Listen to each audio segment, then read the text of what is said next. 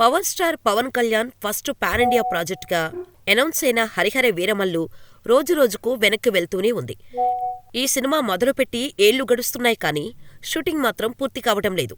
Politics కారణంగా ప్రస్తుతం సెట్స్పై ఉన్న సినిమాలను పక్కన పెట్టేశారు పవన్. ఈ నేపథ్యంలో హరిహర వీరమల్లు ఆగిపోయింది. క్రిష్ మరో సినిమా చేస్తున్నాడు అనే వార్తలు వినిపిస్తున్నాయి.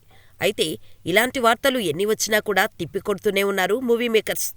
ఎట్టి పరిస్థితుల్లోనూ ఏపీ ఎలక్షన్స్ అయిపోయిన తర్వాత హరిహర వీరమల్లు కంప్లీట్ అవుతుందని చెబుతూనే ఉన్నారు. లేటెస్టుగా సాలిడ్ అప్డేట్ ఇచ్చారు చిత్ర నిర్మాత ఏఎం రత్నం. సినిమా ఆగిపోయింది అని ప్రచారం చేస్తున్న వార్తల్లో ఎలాంటి నిజం లేదని అన్నారు. అలాగే ఈ సినిమాకు సీక్వెల్ కూడా ఉందని కన్ఫర్మ్ చేశారు.